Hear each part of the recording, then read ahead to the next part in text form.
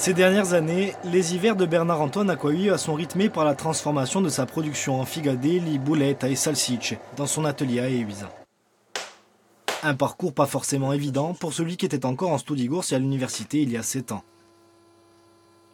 Je n'étais pas destiné à être éleveur porcin de par mon parcours universitaire, mais dans le droit fil de ce que nous sommes politiquement et de ce que nous pensons, il était inconcevable de faire autre chose, alors sans dénigrer, mais enfin je ne me voyais pas faire autre chose que rentrer à la terre. Je dirais politiquement c'était linéaire pour nous, revenir à la terre, revenir à la base.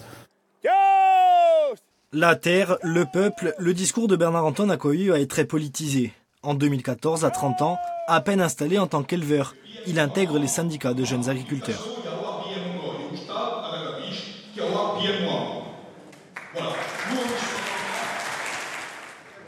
Homme de rupture, il crée en 2016 un nouveau syndicat, Mossa Baizana, implanté seulement en Corse du Sud.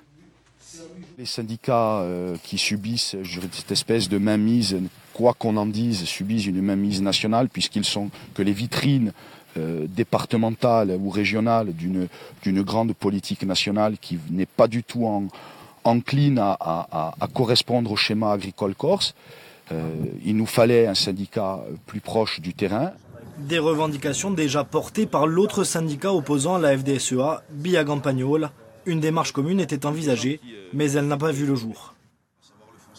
On avait demandé à Via Campagnola de se mettre tous autour de la table, leur base militante et la nôtre, pour définir ensemble, peu importe, on était prêt à accepter tout ce qu'ils nous proposaient, à partir du moment où leur base militante et la nôtre s'étaient réunis autour de la table et en parlaient.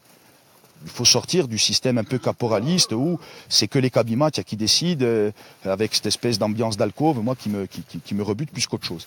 Donc on leur a proposé ça nous a été refusé, ils ont mis fin à la collaboration, il n'y a pas d'inimitié, il y a de la bienveillance. Personnalité pouvant s'avérer tranchante et clivante, Bernard-Antoine Acquaviva continue d'occuper le terrain et espère créer la surprise début février.